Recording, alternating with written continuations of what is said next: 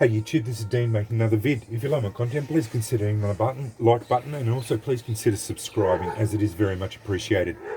Discussion piece today on char cloth, and I had a request by one of my subs about this, and I'm only too happy to do any requests if I can. It is a bit of a hard subject to do because talking about it, I can't really demonstrate it because it's hard to do. But talking about char cloth and its effectiveness, char cloth or char will make or break your flint and steel. No matter how good your strikers are, and this is by far my best striker I've got, my custom Kirkham. It showers sparks on sharp edges. I don't have to try to get it to shower sparks. It does it without even trying. Again, one of the best sparkers I've got, the one I made myself, it showers sparks. But if your char's not up to scratch, doesn't matter how good your sparkers are, your strikers, those sparks will land and not catch. So that is the crux of flint and steel. Now, your char cloth will degrade. It picks up moisture in from the air, and it will degrade over time. I've always advocated, I like denim. This is denim char cloth. You can tell the way it is. And I always love these fluffy bits here. That's why you'll see me, I rip them in half. It gets all those fluffy bits going, then fold it in half again. And that gives you two lots of fluffy bits. Then I lay it on there, and then lay it on right at the edge to get those fluffy bits, as much of the fluffy bits as possible. Mark Horden from Beaver Bushcraft taught me that. He goes so far as to quite often folding it over so you get 4 layers of fluffy bits there. This is not what if anyone says you're trying to cheat doing this, don't worry about what they are saying.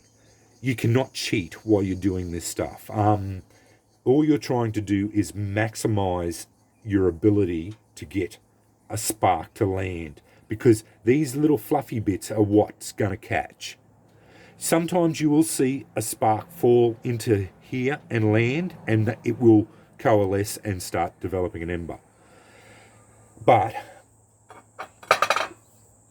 I think char cloth is probably about, or char material, because I use char cloth pretty well exclusively because I don't get the opportunity to go out and get natural materials. But char is probably about 98% of flint and steel, because it'll make or break your flint and steel. If you don't have good quality char material, this will never work. Its sparks are so low temperature, probably about 800 degrees Celsius. It just won't catch, and no matter how good your strikers are, they're just not going to. It's not going to catch. They just won't catch, no matter how hard you try. And you've seen me on. If you're a long time watcher of my channel, you'll see me sometimes. I'll be striking and striking and striking, and it's all landing there, but it's just not catching. And you'll see I will sometimes just discard that piece of char cloth, because for some reason, whether it was not cooked properly, it's maybe picked up a bit of sweat from your hand, or it's picked up a bit of moisture from the air.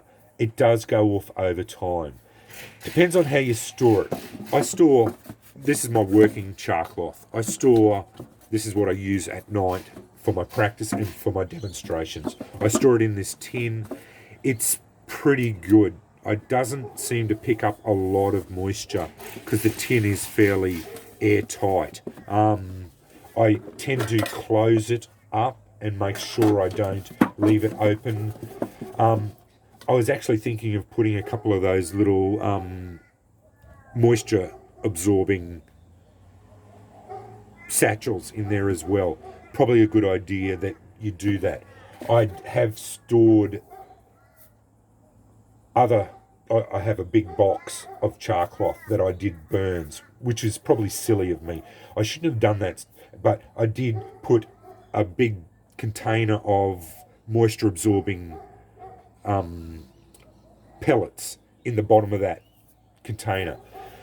That brings me to my other point. I'm now advocating, I think I'm going to advocate that you only cook batches of char cloths in small batches and use it as you go. Don't cook lots of big batches of char cloth and then have it stored for over time, because it will go off and you'll find you'll have to end up discarding your cloth because it's going to go off, and then you end up wasting this wonderful resource. I use char cloth because it makes flint and steel easy when it's working.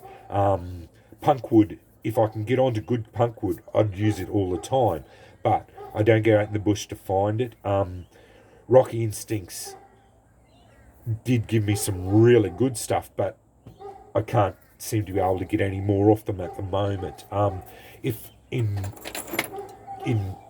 the future and they get onto a steady supply of it, I may get more of it off them. Yeah, fine, no worries. I will go over to charred punkwood, not a problem at all. That's definitely a thing. I love charred punkwood, but at the moment I can get like jeans for $5 from the op shop. Doesn't matter what style, what size. Get kid jeans for $5. You make 100 or 200 pieces of char cloth out of that. I'd only cut up a little bit, make a couple of, like 2 tins of small batch of char cloth. That'll do you for a week of practice. Then next week, make up another lot. And that's what I think I'm going to, I am starting to do that now, small batches of char cloth, just so that you don't have to worry about it going off. And it does. I have noticed I've been getting batches of char cloth not catching sparks easy, and yeah, it is a worry, and that's what happens. I think it's picking up moisture because we've had a bit of rain recently, and some char cloth is a lot worse than others. Yeah, I found denim is the best because it is a little bit more robust and it makes these nice, beautiful, stringy bits of fluff that really catch a spark well if you can get it to go. Some of this stuff I have found is not working really well at all.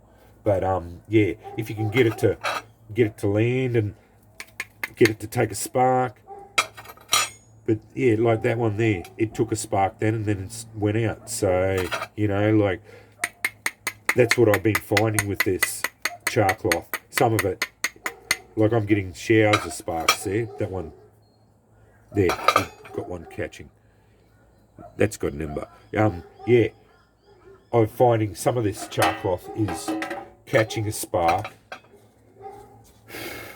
and then going out. So I think it has picked up a bit of moisture from the air and is probably not the best. So I'm going through, and any that I'm finding that's not taking a spark, I just discard it, put it in my tin and burn it off. So yeah, that's just a little bit of a discussion piece on char cloth. I advocate, as a going over what I've said. I think it does go off. it does pick up moisture from the air, oils from your skin, sweat dripping off it on it, whatever. Don't store it for long term unless you are very good at vac sealing, and you can vac seal it and then maybe put moisture absorbing pellet containers. You can usually buy them from Aldi or whatever, and they're in little packets, and you just rip it off and it sucks all the moisture into those pellets. Put it in a box, and if it's all vac sealed and all that, it's not going to pick up any moisture. It should stay fresh. Just do small batches of it and use it as you need it, and then make more. I think that's the best way of doing it from now on. Just go with it that way. I haven't had much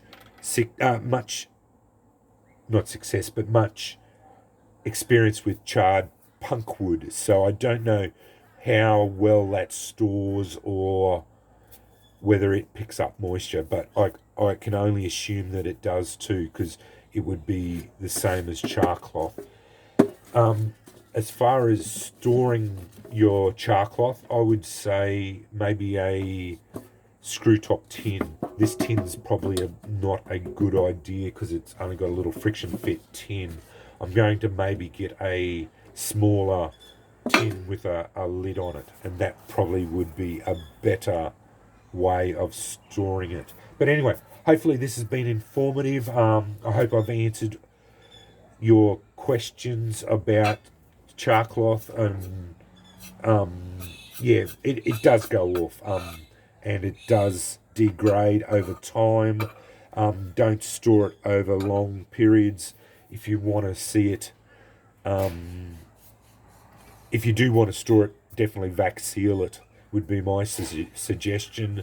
And if you are like me and use a lot of it, I would be doing it by small batches and use it up and then make another lot. Anyway, thanks for watching.